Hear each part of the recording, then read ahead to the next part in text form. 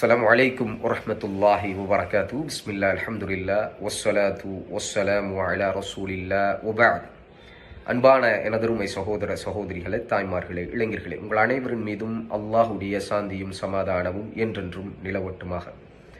அன்புக்கினியவர்களே, கடந்த சில தினங்களுக்கு முன்னாடி நாகூர் தர்காவில் நடந்த ஒரு உருஸ் நிகழ்வு சம்பந்தமாக அது தொடர்பாக வந்த அந்த புகைப்படங்கள் பெரியதாக பரவி கொண்டிருந்துச்சு.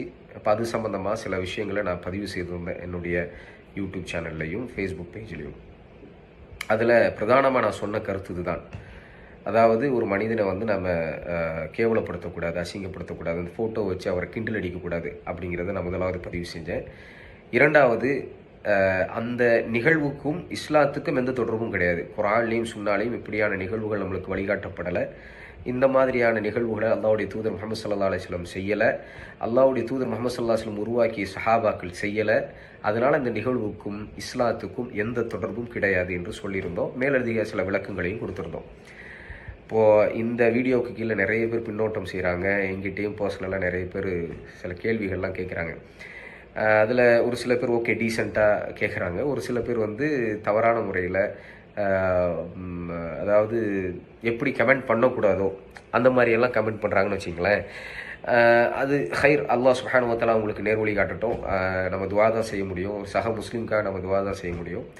அவங்க இந்த கொள்கையில் இருக்கிறாங்க. அல்லாஹ் சுப்ஹானஹு வ தஆலா இந்த கொள்கையிலிருந்து அவங்கள மீட்டெடுத்து நேரான வழியை காட்டட்டும்னு நான் துஆ செஞ்சுக்கிறேன். இது ஒரு விஷயம். இரண்டாவது என்னன்னு சொன்னால், அவங்க கேட்ட கேள்விகளில் சாராம்சமாக ஒரு சில விஷயத்தை மட்டும் நான் சொல்லலான்னு இருக்கிறேன். முதலாவது என்னன்னு சொல்கிறாங்கன்னா, கபூர் ஜியாரத்து கூடுமா கூடாதா என்று கேட்குறாங்க. கபூர் ஜியாரத்து கூடவே கூடாதுன்னு யாருமே சொல்லலை.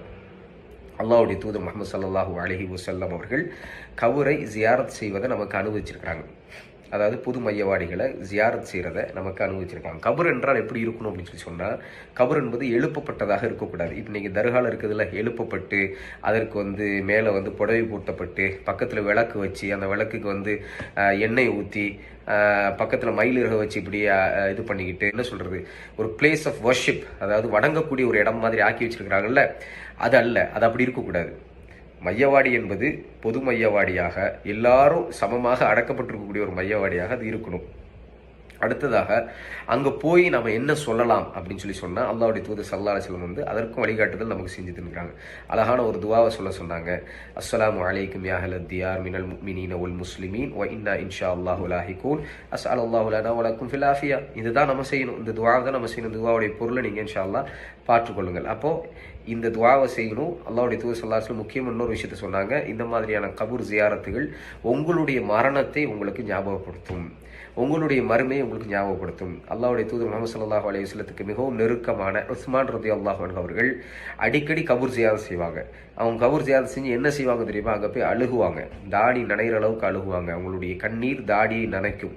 அப்போ அவங்ககிட்ட கேட்கப்படும், யா உஸ்மான், எதற்காக இப்படி அழுகிறீங்க?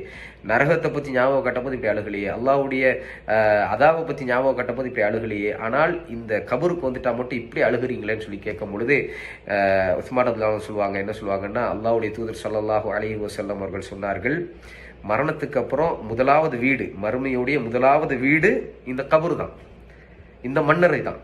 இந்த மண்ணறை சரியாகிவிட்டால் நம்மளுடைய மறுமை சரியாகிவிடும். இந்த மண்ணறை தானே மிக முக்கியமான வாழ்க்கை. இதை நினைச்சு நான் அழுகிறேன். நான் அந்த மண்ணறையில் ஒழுங்கான முறையில் சரியான வாழ்க்கை எனக்கு கிடைக்கணுமே நான் அழுகிறேன், என்னுடைய பாவங்கள் மன்னிக்கப்படணுமே நான் அழுகிறேன் என்று சொல்வார்கள். சுப்ஹானல்லாஹ். இப்போ மண்ணறைக்கு நாம் போனோம்னா பிரதானமாக நாம் என்ன செய்யணும் அப்படின்னா, நம்மளுடைய மறுமையை நாம் ஞாபகம் கூட்டணும். இந்த மண்ணறைக்குள்ளே தான் நம்ம போக போகிறோம் அப்படிங்கக்கூடிய அந்த ஞாபகம் நமக்கு வரணுமே தவிர நாம் அங்கே போய் மண்ணறையில் இருக்கக்கூடியவங்ககிட்ட போய் நம்ம என்ன பண்ணக்கூடாது, வசீலா தேடுறது, இறந்து போனவர்கள்ட்ட நாம என்ன பண்றது, அவங்ககிட்ட துஆ செய்யறது. அல்லாஹ் சுப்ஹானஹு வ தஆலா தெளிவா சொல்றான், இன்னக லா துஸ்மிஉல் மௌத்தா, நீங்க நிச்சயமாக நினைச்சவங்கள நீங்க கேட்க வைக்க முடியாது. நீங்க என்ன சொல்றீங்களோ அது அவங்களுக்கு கேட்காதுன்னு தெளிவா சொல்றான் அல்லாஹ் சுப்ஹானஹு வ தஆலா. அப்படி இருந்தும் நாம அங்கே போய் நாம துஆ செய்யக்கூடியவர்களாக, ஏனைய வசீலா தேடக்கூடியவர்களாக நாம் இருக்கிறோம்னு சொன்னால் அது தவறான நிலைப்பாடு அப்படிங்கிறத முதலாவது புரிஞ்சுக்க. அப்போ கபூர் ஜியாரத் இருக்குது, யாரும் இல்லைன்னு அதை மறுக்கல. அடுத்ததாக இன்னொன்று மிக முக்கியமான கேள்வியாக அவங்க கேட்டது, அவங்களுடைய கோபத்தை வெளிப்படுத்தினது இல்லைன்னா, அவுலியாவை நீங்கள் தப்பாக பேசாதீங்க, இறை நேசர்களை தப்பாக பேசாதீங்க, அல்லாஹ் பாதுகாக்க வேண்டும். இறை நேசர்களை யாரும் தவறாக பேச முடியாது. அப்படி தப்பாக பேசினா மிகப்பெரிய குற்றம். அப்படிங்கிறத புரிஞ்சுக்கணும். ஏன்னா அல்லாஹ் சுப்ஹானஹு வ தஆலா தெளிவாக சொல்கிறான், அலா இன்ன அவுலியா அல்லாஹு லா ஹவுஃபுன் அலைஹிம் வலா ஹும் யஹ்ஸனூன். அலா தெரிந்து கொள்ளுங்கள், அறிந்து கொள்ளுங்கள், இன்ன அவுலியா அல்லாஹ் சுப்ஹானஹு வ தஆலாவுடைய இறைநேசர்கள், அவர்களுக்கு எந்த பயமும் இல்லை, எதை கொண்டும் அவர்கள் அஞ்ச மாட்டார்கள். சுப்ஹானல்லாஹ், அல்லாஹ் சுப்ஹானஹு வ தஆலா இறைநேசர்களை இவ்வளவு கண்ணியப்படுத்தி இருக்கின்றான். அவங்க எதுக்கும் பயப்பட மாட்டாங்க, அவங்களுக்கு எந்த கவலையும் கிடையாது அப்படின்னு அல்லாஹ் சுப்ஹானஹு வ தஆலா சொல்ல. அப்படி இறைநேசர்களை எப்படி திட்ட முடியும்? இறைநேசர்களை எப்படி நம்ம சாபம் விட முடியும்? இறைநேசர்களை எப்படி நம்ம கிண்டல் அடிக்க முடியும்? நஅூதுபில்லாஹ், இதெல்லாம் தப்பு. அவங்க யாராவது அப்படி செஞ்சாங்கன்னா அது மிகப்பெரும் தவறு. ஆனால் யார் இறைநேசர்கள் அப்படிங்கிறத நாம கால்குலேட் பண்ண முடியாதுல்ல.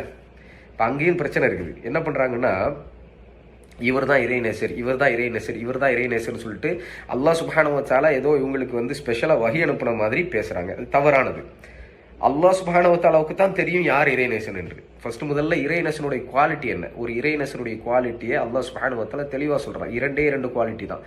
அதே ஆயத்தில் வருது, அல்லதீன ஆமனூ வ கானூ யத்தகூன். அல்லாஹ் சொல்கிறான், அவர்கள் யார் என்றால் ஈமான் கொண்டு தக்வாவுடையவர்களாக இருப்பார்கள்.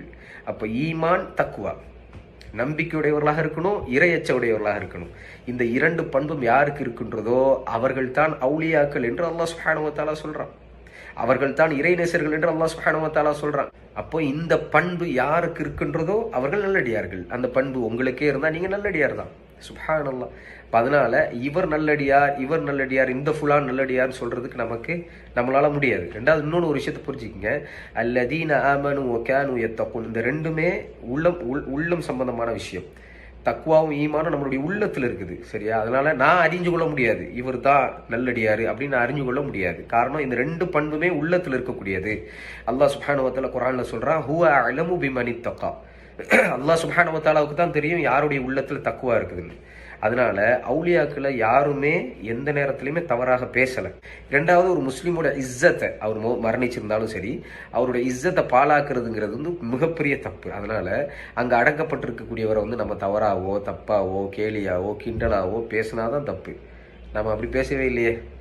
அங்கே அடங்கப்பட்டிருக்கிறவர் நீங்கள் இறைநேசர்னு சொல்கிறீங்க. அப்படியே இறைநேசராக இருந்தாலும் அவர்கிட்ட போய் நீங்கள் கையேந்த முடியுமா? அவர்கிட்ட போய் நீங்கள் ஷிஃபா கேட்க முடியுமா? அதில் ஒரு ஆள் கேட்குறாரு, அல்லா கிட்ட மட்டும் தான் ஷிஃபா இருக்குதுன்னு சொல்கிறீங்களா, அப்போ ஏன் டாக்டர்கிட்ட போவீங்கன்னு கேட்குறேன். இப்போ எந்த அளவுக்கு அடிப்படை கல்வி இல்லாமல் நம்ம இருக்கிறோம். சுப்ஹானல்லாஹ். டாக்டர்கிட்ட யார் ஷிஃபா இருக்குதுன்னு சொன்னால்? அப்படி சொன்னால் அது மிகப்பெரும் தப்பு. டாக்டர்கிட்ட ஷிஃபா கிடையாது, மெடிசனில் ஷிஃபா கிடையாது. யாருக்கிட்ட இருக்குது? அல்லாட்ட தான் இருக்குது. இதெல்லாம் வசாயில், இதெல்லாம் காரணிகள், அவ்வளோதான். டாக்டர்கிட்ட நம்ம போகிறோம், அல்லாஹ் சுப்ஹானஹு வ தஆலா டாக்டர்கிட்ட போக சொல்லியிருக்கிறாங்க. அல்லாஹ்வுடைய தூதர் ஸல்லல்லாஹு அலைஹி வஸல்லம் வழியாக நீங்கள் உங்களுக்கு நோய் இருந்தால் நோய்க்கு நீங்கள் மருத்துவத்தை தேடுங்கன்னு அல்லாஹ் சொல்கிறான். அதனால நாங்கள் டாக்டர்கிட்ட போகிறோம், அவ்வளோதான். ஷிஃபா அல்லாட்ட தான் இருக்குது. ஷிஃபாவை நாங்கள் அல்லாட்ட தான் கேட்போம். டாக்டர்கிட்ட போய் அல்லாஹ் டாக்டரே எனக்கு ஷிஃபா தான்னு சொல்லி கேட்டால் அது என்னது? அது ஷிர்க், அது இணை வைப்பு. அதை யாரும் கேட்கலையே. ஸோ அதனால் அடிப்படையான விஷயங்களை படித்தா நமக்கு இது புரிஞ்சிடும் இன்ஷா அல்லாஹ் தஆலா. அல்லாஹ் சுப்ஹானஹு வ தஆலா நமக்கு நேர்வழி காட்டுவானாக. பாரக்கல்லாஹு ஃபீக்கும். ஒரு விஷயத்தை நம்ம அணுகும் பொழுது என்ன கருத்து சொல்லப்பட்டிருக்குதோ அந்த கருத்துக்கு நாம் தெளிவான முறையில் ஆன்சர் சொல்லணும். அந்த கருத்துக்கு தெளிவான முறையில் பதில் சொல்லணுமே தவிர இந்த பர்சனல் அட்டாக்ஸு, கேரக்டர் அசாசினேஷன்ஸ் இதெல்லாம் தவறானது. அதை ஒருபோதும் செய்யாதீங்க. ஒரு முஸ்லீமுடைய கண்ணியத்தை பாதுகாக்கணுமே தவிர பாழாக்கக்கூடாது. ஜஸாக்கல்லாஹ் ஹைர்.